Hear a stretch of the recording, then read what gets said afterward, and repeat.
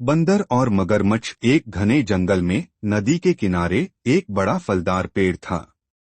इस पेड़ पर एक चतुर बंदर रहता था जो रोज ताजे फल खाकर अपना पेट भरता था। नदी में रहने वाला एक मगरमच्छ जिसका नाम गोटू था, अक्सर बंदर से मिलने आता और बंदर उसे भी फल खिलाता। धीरे धीरे वे अच्छे दोस्त बन गए। लेकिन एक दिन मगरमच्छ की पत्नी ने उससे बंदर का दिल लाने की फरमाइश की। वह कहती थी, अगर बंदर इतने रसीले फल खाता है तो उसका दिल भी बहुत स्वादिष्ट होगा। मगरमच्छ अपनी पत्नी की बात सुनकर दुविधा में पड़ गया। वह अपने दोस्त बंदर को धोखा देने का विचार कर रहा था, लेकिन उसका मन भी इस बात से दुखी था। अगले दिन मगरमच्छ ने बंदर को अपनी पत्नी से मिलवाने का बहाना बनाकर नदी के पार आमंत्रित किया। बंदर, जो स्वभाव से भोला और दयालु था, तुरंत तैयार हो गया। जैसे ही वे नदी के बीचों बीच पहुंचे, मगरमच्छ ने अपनी योजना का खुलासा किया।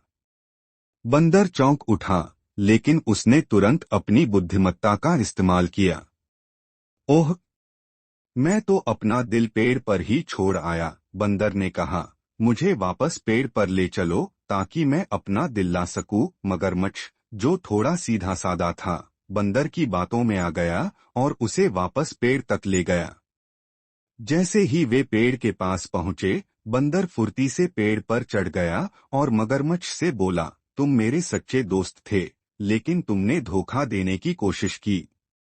दिल तो हमेशा शरीर में ही होता है, ये तो मैंने तुमसे बचने के लिए कहा था। मगरमच्छ को अपनी गलती का एहसास हुआ और वह शर्मिंदा हो गया। उसने बंदर से माफी मांगी और वादा किया कि वह फिर कभी धोखा नहीं देगा।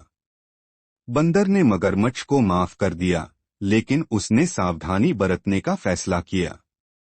नैतिक शिक्षा, यह कहानी हमें सिखाती है कि धोखा देना कभी भी उचित नहीं होता और सच्ची दोस्ती का महत्व बहुमूल्य होता है।